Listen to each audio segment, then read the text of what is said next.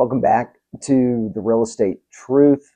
Today, I wanted to go over the office lease process. So, whether or not you've got a lease that's coming up, maybe it's in 2 years, 3 years from your data expiration, I've come up with, call it my 20-step process and, what it takes to, get the best space, get the best economics, and make the right move for your business. So just jumping right in, step one, define your goals and objectives, right?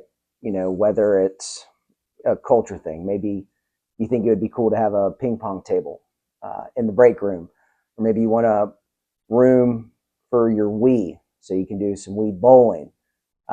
Maybe you want a break room that has a full kitchen, right? So step one is really trying to understand, what you want in your space. And then on the other hand is location, where do we need to be? Are we going to be in and out of the office all day? So is highway access important? Or are we okay, being in a location where it might, ingress, egress might be a little difficult during certain parts of the day. So step one is really just trying to capture a really broad picture of, what you are trying to achieve with your office. Step two is your layout, right? Your space requirements. So at La Vista, we'll do a space planning program, nothing fancy, just Microsoft Excel. We need 2 conference rooms, 1 large, 1 small. We need 18 private offices, but we need 4 of those private offices to be executive offices. Maybe one of the executives needs a shower and a bathroom in his own office, right? So these are the next details that we need as we start to figure out, what you need, right? And the whole timeline, right? In a perfect world, you really want to be starting this process anywhere from 18 to 24 months before your lease expires. Say it expires in 4 months. Could you get it done? Probably, but, you're not allowing yourself being dependent enough time out in the market to leverage landlords and maximize the incentives that they might be willing to offer you. And then step 3. So after you've defined your goals and objectives, after you've defined your space layout requirements, step 3 is, the market survey. So what buildings out there can, have the options and the space to let your business office there, right? So going through that market survey, it could return 30 properties or 3 properties, depending on your requirement. Step 4, the actual property tour. So say your market survey returned about 10 or 12 options. Our recommendation is like, hey, let's start with your 6 favorites, right? You always want to budget anywhere from 20 to 40 minutes of building per tour, right? Because sometimes, you might want to check out all the amenities the building has to offer, whether it's the conference facility, the gym that's at the building. So it's important to, give yourself enough time on those days of the tour so you really, understand and get a good feel for what that building has to offer. Step 5 is moving into requests for proposals. So, or, in short, RFPs. So you take your favorites from those 6 buildings that you toured and you just send them a simple request for proposal, right? Just to capture the basic economic deal points of that building. And this gives us, call it, your first look under the hood, and kind of gives you an idea of the willingness of the landlord, from free rent to tenant improvement allowance and base rate, right? And there is when you can really start to compare these buildings apples to apples. Step 6, right, is, selecting, your finalist, right? Maybe you want to go back out and tour these properties. It's like, okay, now that we know what we're offering, let's, try and, get a better idea of where do we really see, our business, right? Where do we see our next office space? And from there, you provide the landlord your space plan program, and their architects, at their own cost, will draw up a floor plan, or maybe we were able to find a floor plan that matches your need perfectly.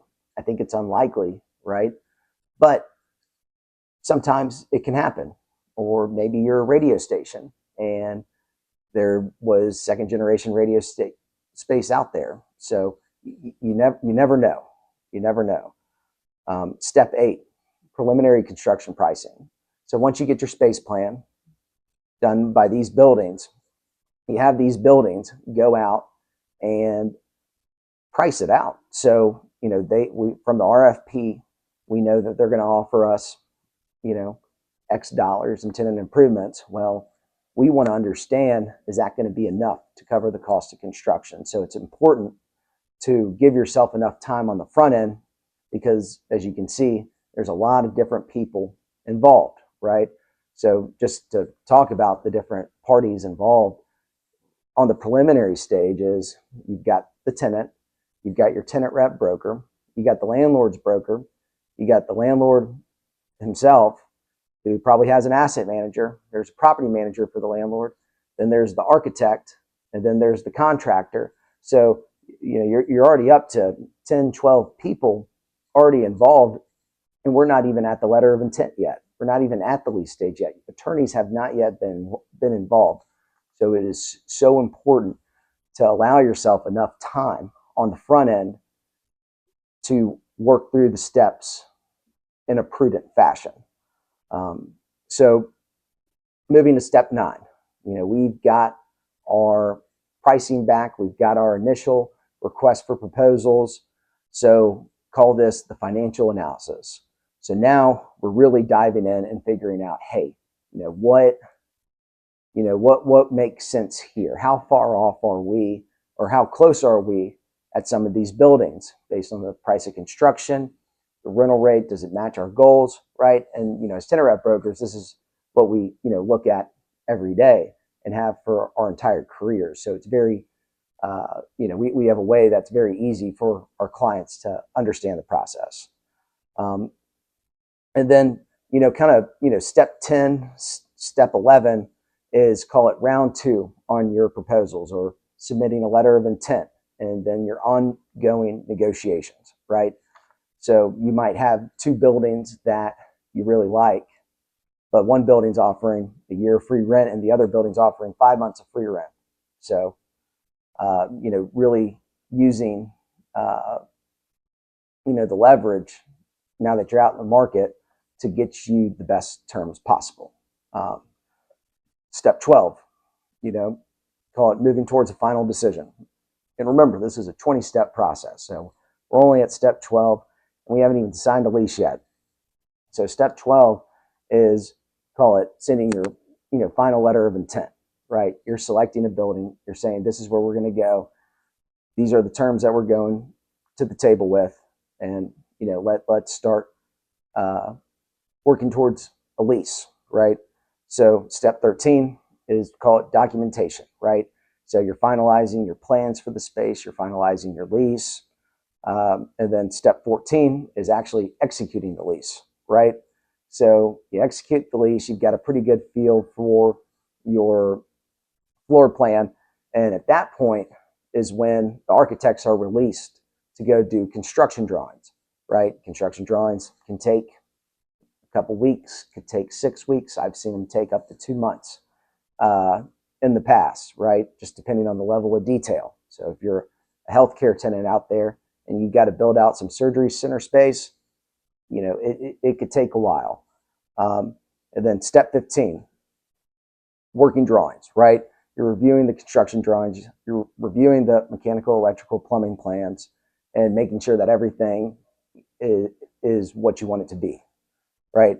And then step 16, going back to construction. Now we're not just going out for preliminary bids. Now that we've got a full set of drawings, could range from 8 pages all the way to 40 pages, right? The level of detail these architects and engineers go to is really impressive. And there you go out and get it competitively bid. And that bid process could take, depending on the level of build out, could take up to 2 months, right? Because the property manager, construction manager who's handling it for the building, either hired by the landlord, typically that's the case.